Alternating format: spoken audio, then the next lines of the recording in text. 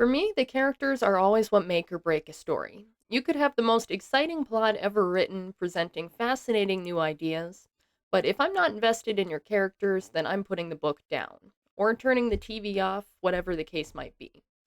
If you're a writer, you've probably heard the idea of character profiles presented.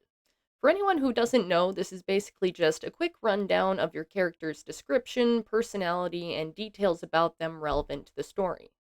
These are by no means necessary for writers, and some choose not to write them at all. I'm not here to tell you what process is best for you, but for my part, I do find character profiles extremely useful for keeping track of details that I might forget otherwise.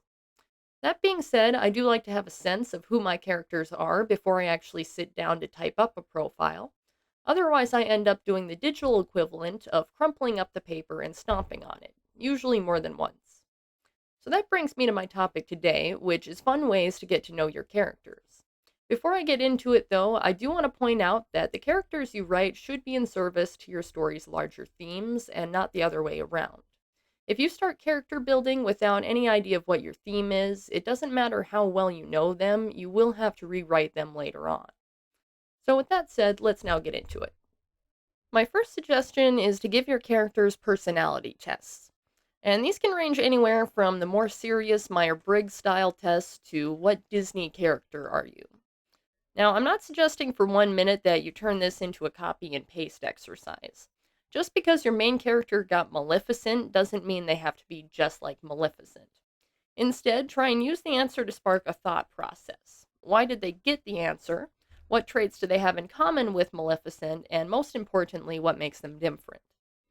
This can give you a stronger sense of who the character is, how they operate, and you might even learn some things about them that you didn't know before. I've also used this to improve character arcs in the past, giving a character the same test twice. Once as they are before the events of a story, and once after. Depending on the test, you might come up with two different answers. Then think about why and how. How does your character go from Maleficent to Cinderella? Can you reasonably make that work in the story that you're telling? If yes, start brainstorming how. Also, send me a link to that story when it's done because that sounds like one hell of a character arc. Tip number two is to make playlists for your characters. There have been so many times where I haven't liked a song until the lyrics have reminded me of a character I've been writing, and then suddenly that's my new favorite song. This one is really useful for fleshing out a character's emotions and for putting yourself in their mindset when you do get to writing. Are you in a good mood and can't imagine how it would feel to be horribly betrayed? No problem. Throw on the right music and you'll get there, I promise. Number three is to play Who's More Likely To with your characters. Write down a bunch of more likely to questions on scraps of paper. These can range from more grounded, serious questions like who's more likely to keep calm in an emergency to more ridiculous things like who's more likely to text during sex. If you don't want to come up with these questions by yourself, they're easy enough to find online. Toss the questions into a hat and pull them out one by one, answering them with your cast of characters in mind. This is a great way not only to get to know them individually, but also to highlight the differences between them. Maybe two characters would both text during sex, but for totally different reasons. One is emotionally checked out of the relationship they're in, while the other is a douchebag who's setting up one date while finishing another. Quite literally. Something to keep in mind during this exercise is to be sure and tailor these questions to the world that your story takes place in.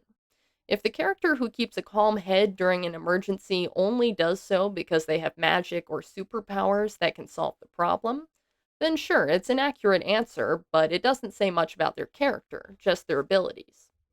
Tip number four is to write short stories. These don't have to be connected to your larger story. In fact, it's usually better if they're not.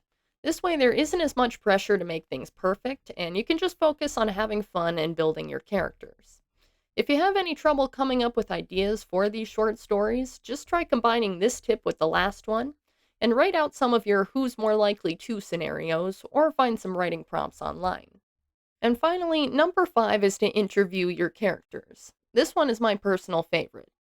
Pretend you're a journalist interviewing your characters about the events of the story a few months after they take place. This is another great one when it comes to finding the differences in your characters' outlooks and voices. You can ask them all about the same events, but not everyone's going to remember it the same way, if they do at all. An arrogant character might exaggerate things to make themselves look better, while a humble character might downplay their role. If you want to take this even further, you can make notes as to what kind of body language each character is using during the interview. Are they fidgeting and avoiding eye contact? Why? Are they shy, or do they have something to hide?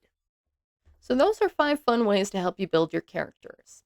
Now, before I go, I just want to say that I know a lot of writers are prone to procrastination, and I'm very much including myself in that statement. So just remember that even though character building is important, you shouldn't spend so much time on it that you neglect to actually write your story. Your first draft is going to be imperfect anyway. Don't worry, you can always fix it later. In the meantime, if you have any character building tips of your own, I'd love to hear them, so drop them in the comments down below. If you enjoyed this video, be sure and give it a like and subscribe to my channel for more. Stay brilliant, everybody. I'll see you in the next one.